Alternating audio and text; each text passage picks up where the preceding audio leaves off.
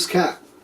The Guardian, an English newspaper that has an online presence and is deemed by many people to be left of centre, has some great articles in it, and I know most of my subscribers probably wouldn't look at the Guardian because it's a left of centre paper.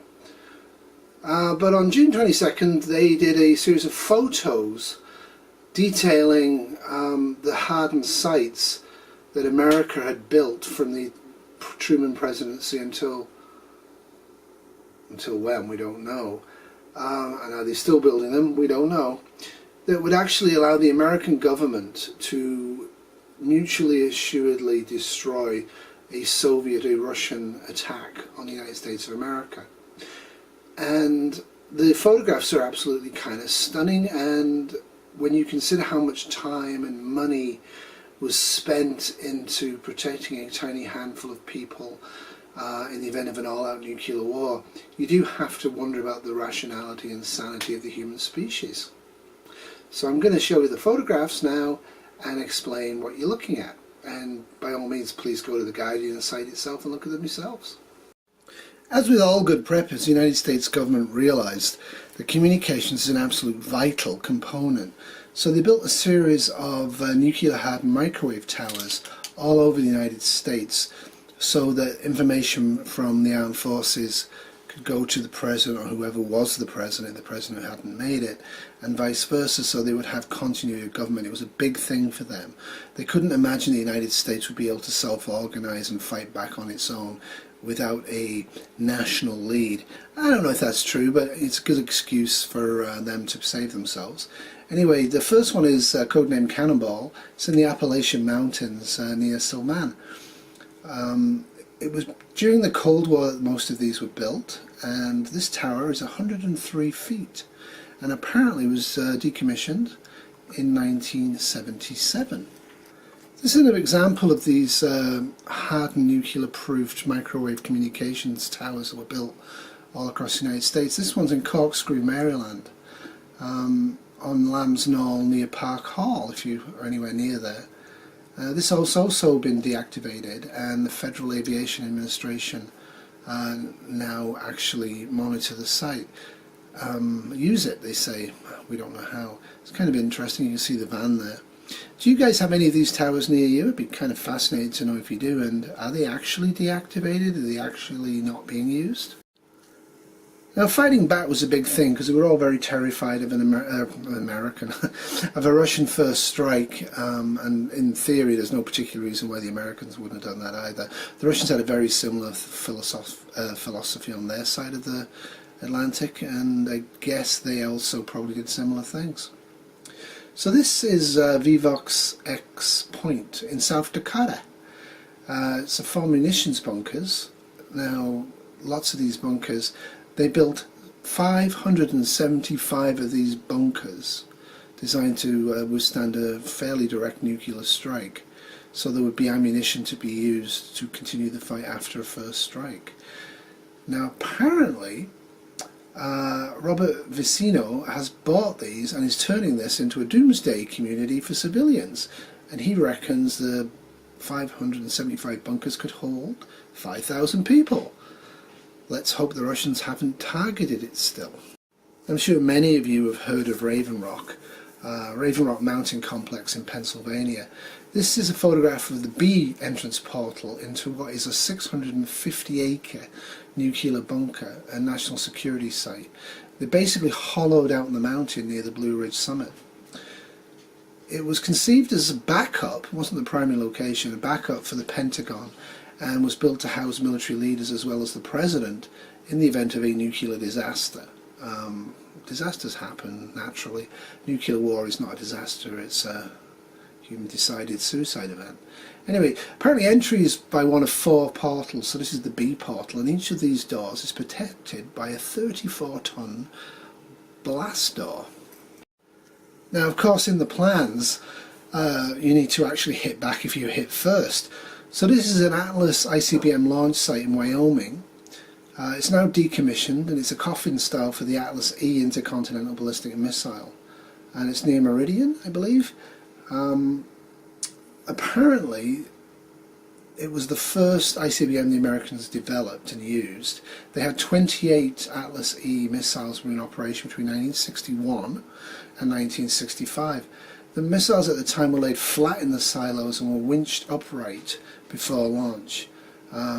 ICBMs really cut down the warning time people would have if the bombers were coming with the nukes on. Now intercontinental ballistic missiles can travel so much faster. So this really frightened the American leadership at the time, and they really focused on the development and continuity of government procedures, and it was one of the leading causes of the doctrine of mutually assured destruction, the MAD doctrine. This shows the Quebec 01 site near Cheyenne, Wyoming. This is Decommissioned Command Control Center. It was the only peacekeeper missile launch facility left in the country, apparently. What's happened to the others, I don't know, but they've been filled in, I don't know. The Peacekeeper was the most destructive ICBM the Americans had. Each missile would carry 12 nuclear warheads, each with a 300 to 475 kiloton payload. It was designed as a counter-strike weapon. So if the Russians, the USSR, attacked America, the Peacekeeper promised that before destruction, the Americans would theoretically be able to pretty much destroy most of the USSR. And again, this was an integral part of MAD doctrine, the mutually assured destruction doctrine. Now, these are two photographs showing the Cheyenne Mountain Air Force Station in Colorado Springs. This is the north entrance portal. It's a 2-mile long tunnel that they blasted through granite as the primary entryway into the North American Aerospace Defense Command facility. And once you go through the 2-mile entrance tunnel, there's obviously blast doors, etc. there designed to withstand a direct impact. There would be 300 people there working night and day to fight the Russians. Now America's been utterly destroyed, I guess. This is another photograph showing one of two 23-ton blast doors that were the primary entrance once you got through the tunnel. The North American Defense Command facility is secret and was built 2,000 feet below the summit of Cheyenne Mountain. They designed it to withstand a direct impact from a 30 megaton nuclear bomb, also to withstand electromagnetic pulse, and to withstand chemical, biological and radiological attacks.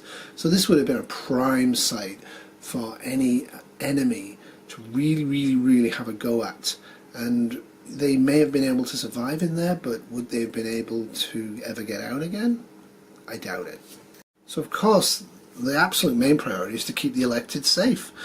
In the event of an all-out nuclear war, the very idea that the president and the senators and the representatives and the state governors would be dead would devastate what was left of the American population, and they might surrender to the Russians. Anyway, that's the excuse they used. These photographs, this one is from White Sulphur Springs, West Virginia.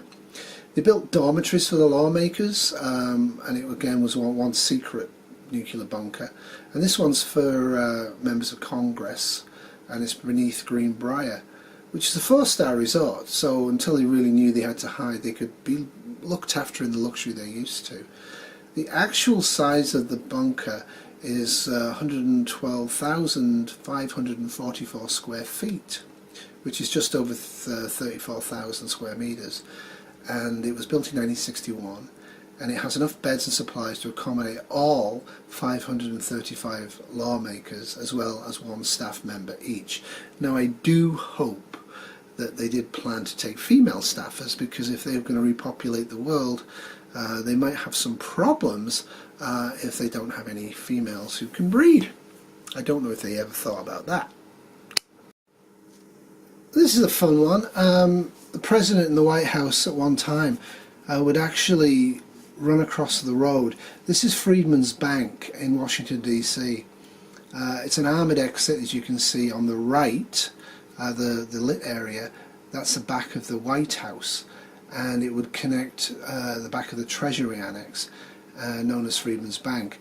So the bank also is directly connected to the White House via 2 tunnels, and the second one is on the east. So they had 2 tunnel exits so they could escape out of the White House into the Treasury building.